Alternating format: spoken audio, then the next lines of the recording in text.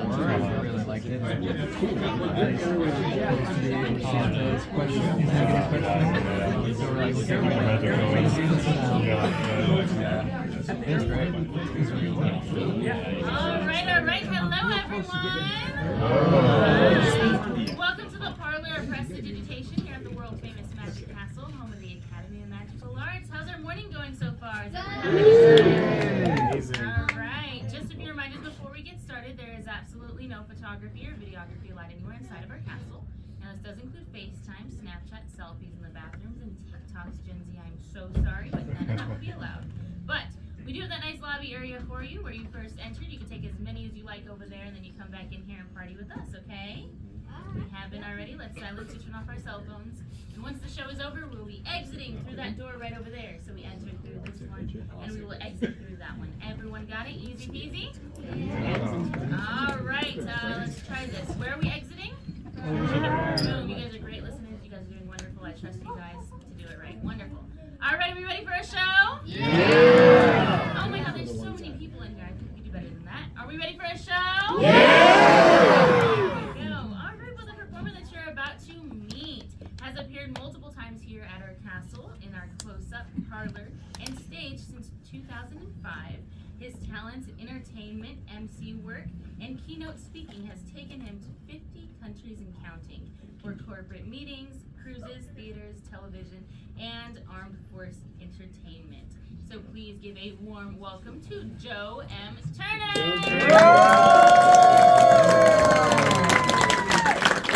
My name is Joe. It's a pleasure to welcome you to the Parlor of Prestidigitation. My job for the next 18 minutes or so is to amaze and amuse you the best I can using many of the skills and talents that kept me from dating in high school. So, this might be really fun for you. It's kind of a tragic flashback for me. We'll get through it together. When I was a kid, I wanted to learn how to do magic, and so I got some books from the library. The first book said you should get a coin from your mom's purse or your dad's change and put it on the back of your hand and see if you can open and close your hand without dropping the coin. The idea was to develop a sense of balance, some spatial awareness, understanding the musculature of the hand. And the book said after that, put it on the first finger, try to lift up just the second finger, grab the edge, make it go vertical, and flop over. And to do that on all of your fingers. And the book said if I did this every day for 5 or 10 minutes, over time it would get smoother and faster and faster and smoother. And the book said if you did this long enough, people would clap.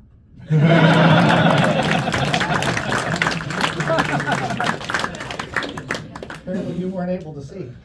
No, it's okay. My friends they were like that. They were like, well, that's not really magic, is it? It's more like juggling. Magic is when something disappears from one place and reappears somewhere else, right? You put it where they can actually see the moment when it goes and the moment when it occurs. Oh, yeah, thank you. Both of you. Yeah, my friends were like, well, that's cooler, but it's still not magic. You're obviously using sleight of hand. You must be concealing the coin somehow between your fingers. You're squeezing it, or somehow it's on the back of your hand, or maybe it's going up your sleeve. If only you had some kind of barrier, a barrier made of steel or titanium or silk covering your hand, so that when the coin went in your hand, we would know it wasn't going through your fingers, and we would know it's not going around the back, and we know it can't go up your sleeve. Then and only then, if the coin disappeared, might we believe it could be magic. That's a pretty good trick for a 6th grader, wouldn't you agree? Yeah. Here it is, right there. Hey. Thank you very much. So yeah, not much action in high school, as we said. But when I got to college, things changed. Oh, this is the clapping part. At night, that's a different bottle. All right, so here's what we're going to do. We're going to create some experiences for all of you to watch and enjoy. Some of you will be participating in person. I will figure that out as we go. I will tell you that being a magician, one of the questions I get asked a lot is, who is your favorite magician, right? And probably some of you, if you're Magic fans, you watch TV and you see, Penn and Teller and all the TV shows, and some of the older people might have seen Chris Angel, and some of the people older than that saw David Blaine, and then the people my age saw David Copperfield and Doug Henning. But they're not my favorite magician. My favorite magician was a man named Fred Kaps. He was Dutch. He was very popular in Europe in the 50s and 60s, and he came to the United States, and he did all kinds of magic. And I like to do my version of one of his tricks. I call it the world famous Fred Kaps 5-card trick. Oh, That's very good. 1, 2, 3, 4, 5. I like someone who appreciates culture. Thank you very much. So this is a trick that uses 5 big cards, so you can see all the way in the back. They're all blue on the back and all black on the face. So the world famous Fred Kaps 5-card trick using 5 cards that are all blue on the back and all black on the front. Oh. Except okay. No, blue. Blue on the back and black on the front. No, the K. No, we have spot cards. Oh, I'm so sorry. I'm so The sorry. K. They're the king as we say. Well, unfortunately, it will not work with red cards. So I'm afraid that today we will not be able to do the world famous Fred Kaps 5-card trick. But you're in luck, because I know a 4-card trick. It is 80% as good as the I'm sure you'll enjoy the world famous 4 cards. Alex Elmsley. Alex Elmsley was a British magician who was very well known for doing tricks that used 4 cards. So I'd like to present the world famous Alex Elmsley trick using 4 cards that are blue. Right, I set it down. So we'll do I put it down. These are the blue on the back and black on the front. This is a magic trick. Somehow that became apparent. Today we will not be doing the 5-card trick, and we will also not be doing the 4-card trick, so we're going to have to do the 3-card.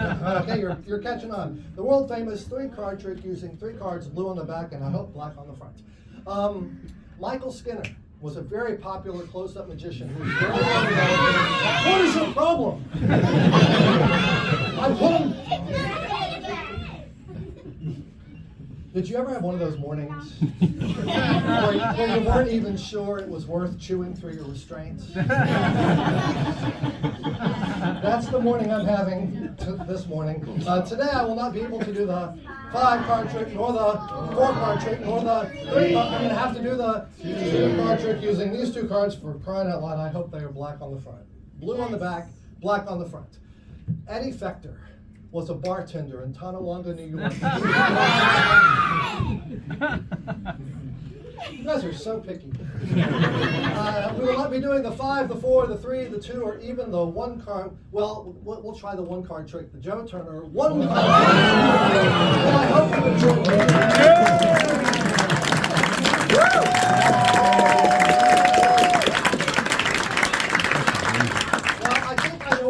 The problem is I'm up here doing all this magic myself, and there's so many of you that would like to help. So if only there was, let's see if there might be someone who's not having a little conniption or anything like that. How about someone off this?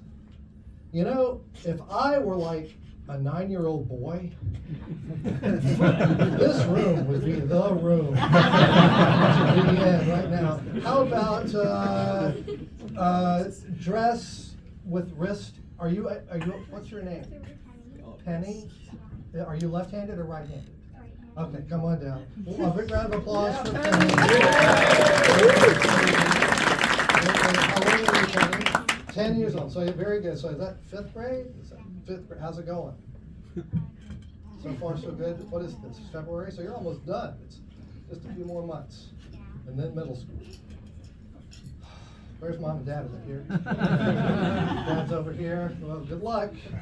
All right. My kids are grown, so I'll pass this whole worrying about that. We're going to do a little magic trick. Have you ever seen those guys who they take balloons, and they blow them up, they make like a hat or a puppy dog, stuff like that? Have you seen that?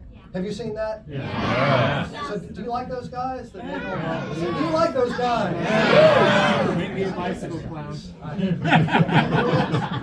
I'm doing it, but I understand that you like it, and so because I want to please all of you, we're gonna do something now that is partly a balloon trick and partly for me a card trick. So here's what we'll start with the card trick part, and then we'll get to the balloon part. So here I have a pack of playing cards. They are almost all.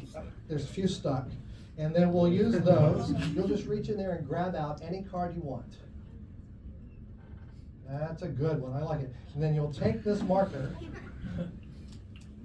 and write your name on the front of that card. Not the red side, but the side with the value on it. And while she's doing that, I'll show off a little bit. Here's some various shuffles. This is a riffle shuffle. And this is an overhand shuffle. And this is a politician shuffle.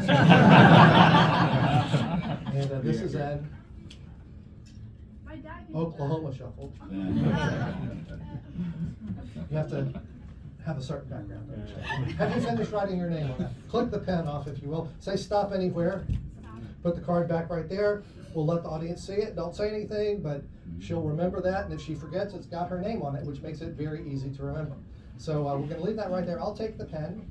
And do you know how to shuffle cards? Are you pretty good? Can you just mix them up in your hand if I ask you to? We'll take them, and you can just mix them up however you want. And when you're done, put them back in the box. Penny's card, hidden, shuffled into the deck. Your job is to guard the cards. In a minute, I'm going to say, who's got the cards? And you're going to shout bravely, I've got the cards, I've got the cards. You close it up and just hold it in your hands. So let's practice real quick to make sure you understand. Who's got the cards? I've got the cards. The line was correct. I want more. A little more energy. Step forward a little bit, right there. So who's got the cards? I've got the cards. That's very good. All right, now that she's got that, we're going to do the balloon part of the trick. I'm going to do some amazing balloon sculptures. I know, and it's got kind of a guessing game. I'll make the sculptures, and you all will decide if you can figure out what it is. Basketball. I haven't done it yet. I haven't done the sculpting. Work with me on this. See how they do it. All right, any questions on the, who thinks they know? What do you think? A balloon. A balloon. That's what it was before, but now I've changed it. I think I heard somebody say it. A genetically modified giant mutant grape from the produce counter at Ralph's, about 4 blocks away. This is a genetically modified giant mutant grape. That's an amazing sculpture. I don't know what you call it. No, that's okay. You just, who's got the cards? I got the cards. That's very good. Well, let's see if you can guess this one then.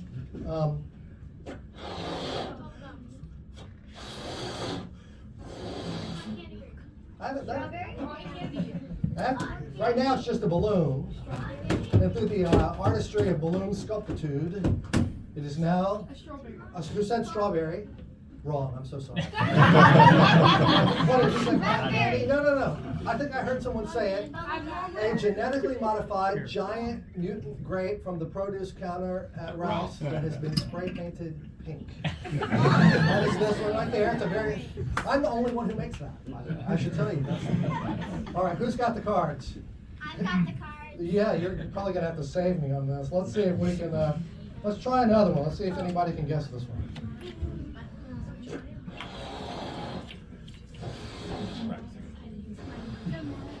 I haven't made it yet. You guys are jumping. What's your name?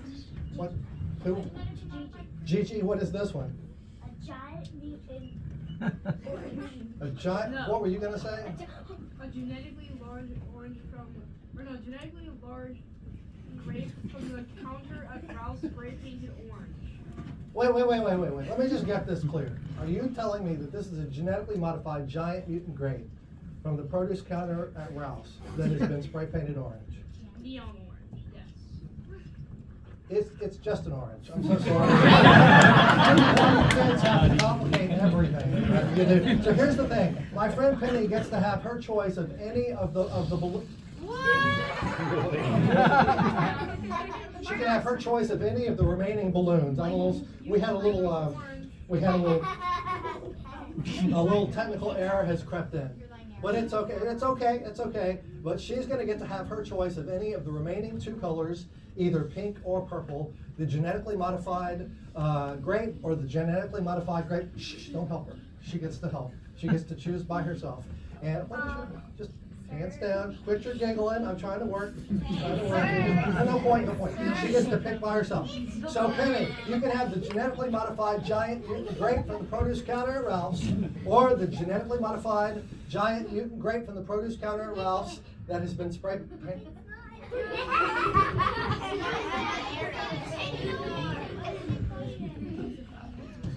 You know, if you do this long enough, it's going to happen. It's a fun. We've got. You can have your choice of any of the remaining 3 colors: purple, purple, or purple. What do you like? All right. This is the purple. Hold the cards out in front of you, if you will. No, just in the box is fine.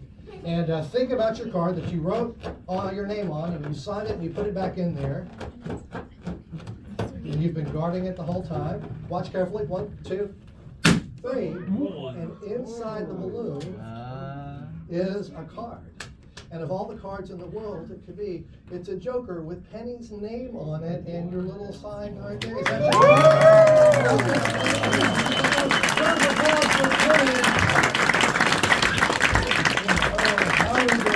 We're going to one more experience together. This will be fun, and we'll move on from here. They, you probably heard from my bio. Most of the time, I don't. Most of my audiences are like the age of any random 5 of you added together. But that's okay. I'd like to close with a beautiful illusion. Everyone knows what an illusion is, right? An illusion is something that looks one way, but the truth is something else is going on. I'm going to try to create an illusion for you now. They told me there would be a lot of kids here today, so I brought some rope. Some nights it's either this or Benadryl, all right? We're just kidding around.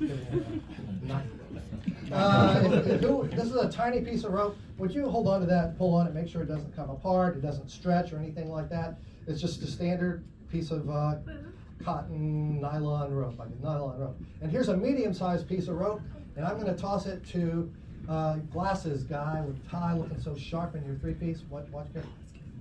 Got it? What's your name? Gavin. Oh, the Gavin.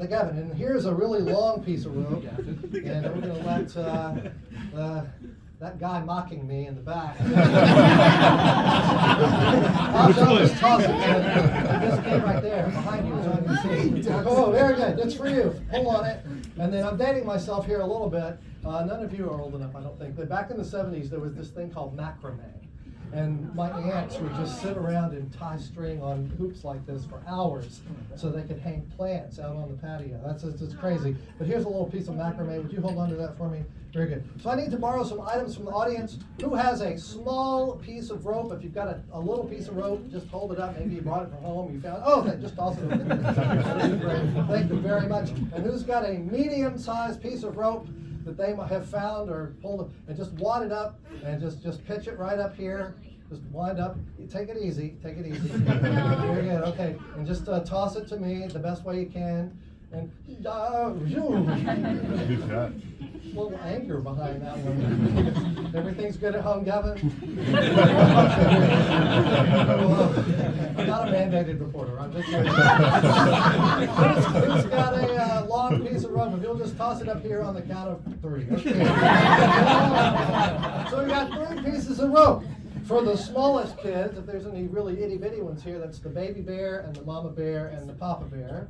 And for the grown-ups, it's tall, grande, and venti. And that way we can remember. So we have 3 ropes that are 3 different lengths. I'm going to try to create the illusion that they are all the same length. If I can line those up right there and line these up coming here, you can see that they are, if we put the ends where they start together and they end together, then we should get the illusion that they are the same length. If we just sort of line that up. So if they start at the same place and they end at the same place, it's the illusion. Just ignore that part. And they look like they're the same. You're not buying it. Look, if I take the middle part of this and hide it in my hands, that's a good illusion. It's an optical illusion.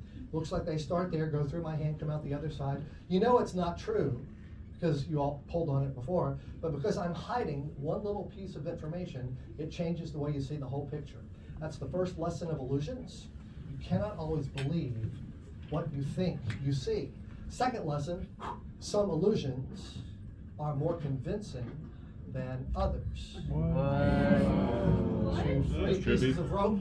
Rope 1, rope dos, Wait, what? and rope C.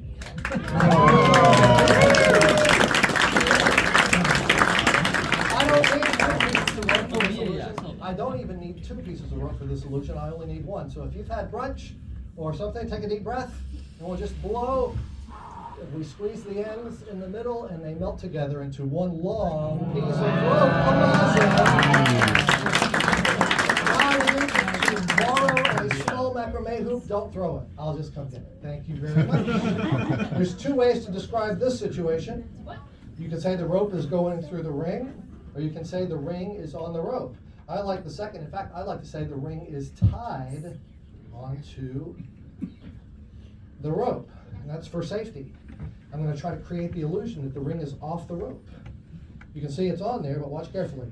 On, off. Okay, that's not really magic. That's what we call semantics. And that's just proof that words can also be used to deceive. Remember the political shuffle before? There we go. Words are. So when I said the ring was going to come off the rope, you might have thought it was going to melt through and come completely off the rope. Oh, look out. All right. Who wants to see the ring go through the rope again? Raise your hand if you want to see it. Of course you do. It's a magic show. So there we have the ring going right through the rope. It's the same rope. You good? Now watch carefully. We'll take the ring. We'll throw it through the air. Hold this like a tightrope, and it'll balance on the other side of the knot if we're careful and lucky. 1, 2, 3. Wow. Didn't really balance. I'll tell you what. You guys are super smart. I can tell that you're all, practically middle school. There's no way to get a ring off a piece of rope unless you untie it and slide it off one of the ends. But that's the problem with this rope. I don't think this is genuine, like made in the USA kind of rope. I think this is a faulty import, and I can tell because the ends of the rope pop off. And if the ends pop off over here, then I got nothing but, I don't know what that's there he is. There's no way to get the ring off the rope unless you untie the ends, but with just the middle, there's no place to get the ring off. So here's what we'll do. What's your name? Yeah. Brooklyn. Here's the ends. Here's the middle. Just say stop somewhere. Stop. Right there. Keep your eye on the ends at that spot. I'm just going to wrap them around the spot you chose. That's the spot where Brooklyn has decided the ends should melt back onto the rope. Beautiful one. Yes, thank you. Well, we're getting close to the end of our time together, unfortunately, and we're getting close to the end of this trick, but that's okay because I think you're tired of it. So let's go back to where we started. We didn't start with one rope. We had two here. We had two that were about the same size. Oh yes, this one is the third one. And at the beginning we had these 1, 2, 3 ropes that were all about the same size. But you may recall, at the beginning of this whole ordeal, we had 3 ropes that looked like they were the same size, but they were in fact different lengths.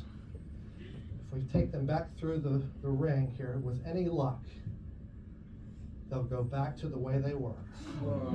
3 pieces of rope.